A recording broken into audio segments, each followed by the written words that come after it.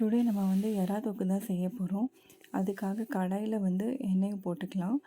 2 பெரிய சைஸ் வெங்காயம் எடுத்து கட் பண்ணி போட்டிருக்கேன்.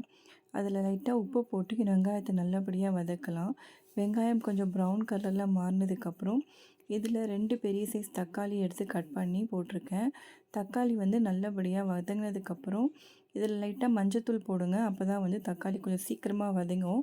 அது வந்து கொஞ்சம் மூடி வச்சு மூடிட்டிங்கன்னா நல்லபடியாக தக்காளி வதங்க ஆரம்பிச்சிரும். தக்காளி வதங்கினதுக்கப்புறம் இதில் நம்ம வந்து இஞ்சி பூண்டு பேஸ்ட் போடலாம். இஞ்சி பூண்டு பேஸ்ட் போட்டு கொஞ்சம் நல்லா கிளறி விடுங்க. கிளறி விட்டதுக்கப்புறம் அதில் இருக்க அந்த ரா ஸ்மெல்லாம் போனதுக்கப்புறம் நீங்கள் வந்து இதில் வந்து எறா ஆட் பண்ணிக்கோங்க. நான் வந்து இன்றைக்கி 1/2 கிலோ எறா எடுத்திருக்கேன்.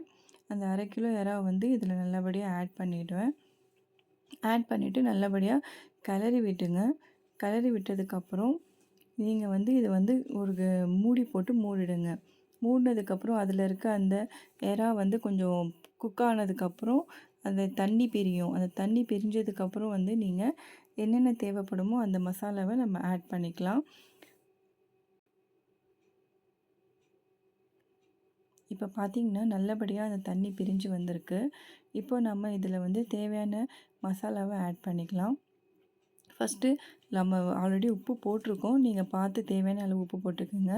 அதுக்கப்புறம் மஞ்சள் தூளும் அதே மாதிரி தான். தேவையான அளவு மஞ்சள் தூள் போட்டுக்கோங்க. நான் வந்து குழம்பு மிளகாய்த்தூள் எடுத்திருக்கேன். 2 டீஸ்பூன் குழம்பு மிளகாய்த்தூள் போட போகிறேன். நீங்கள் காரத்துக்கு ஏற்ற மாதிரி உங்களுக்கு எப்படி இருக்கோ அந்த மாதிரி போட்டுக்கோங்க. அதே போல் மல்லித்தூள் சேர்த்துருக்கேன். 2 டீஸ்பூன் மல்லித்தூள் சேர்த்துருக்கேன். அதுக்கப்புறம் காரத்துக்கு சக்தி மிளகாய்த்தூள் ஆட் பண்ணியிருக்கேன். இது எல்லாமே சேர்த்து நீங்கள் மிக்ஸ் பண்ணிக்கோங்க. நல்லபடியாக கிளறி விடுங்க. கிளறி விட்டதுக்கப்புறம் இதை மூடி போட்டு மூடிடுங்க. ஏன்னா அப்போ தான் வந்து அந்த பச்சை ஸ்மெல், அந்த மிளகாத்தூளோட ஸ்மெல் வந்து நல்லபடியாக போகிற வரைக்கும் நீங்கள் மூடி போட்டு மூடி வச்சுருங்க.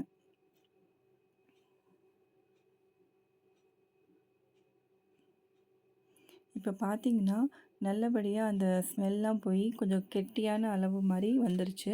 இப்போ உங்களுக்கு தேவையான தண்ணியை வந்து நீங்கள் ஊற்றிக்கலாம். தண்ணி ஊற்றுனதுக்கப்புறம் நல்லா கிளறி விட்டுட்டு மூடி போட்டு மூடிடுங்க. அப்போ தான் வந்து அந்த நீங்கள் எறா வந்து குக் ஆகி அந்த ஸ்மெல்லாம் போய் பச்சை ஸ்மெல்லாம் போய் உங்களுக்கு வந்து அந்த எண்ணெய் பிரிஞ்சு வரும்போது நல்லபடியான ஒரு கன்சிஸ்டன்சி கிடைக்கும் உங்களுக்கு. நல்லபடியாக எறா வந்து குக்காயும் இருக்கும். இப்போ திறந்து பார்த்துட்டு நல்லபடியாக கிளறி விட்டுக்குங்க. கிளறி விட்டுட்டு உங்களுக்கு டேஸ்ட் பார்த்துக்கோங்க. உப்பு, காரம் எல்லாமே கரெக்டாக இருக்கான்னு டேஸ்ட் பார்த்துட்டு உங்களுக்கு கொத்தமல்லி வந்து லைட்டாக மேலே தூவி விட்டுடுங்க. தூவி விட்டுட்டு ஸ்டவ்வை ஆஃப் பண்ணிவிட்டு சர்வ் பண்ணிவிடுங்க.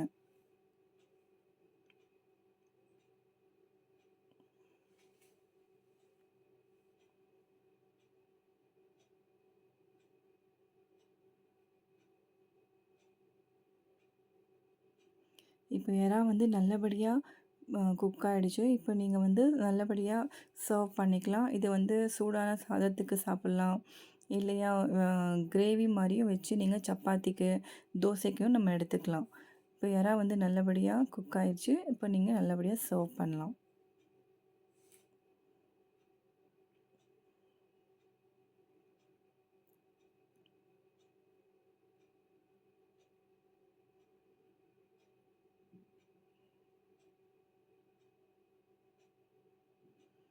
தேங்க்யூ. நம்ம நெக்ஸ்ட் வீடியோவில் பார்க்கலாம். பாய்.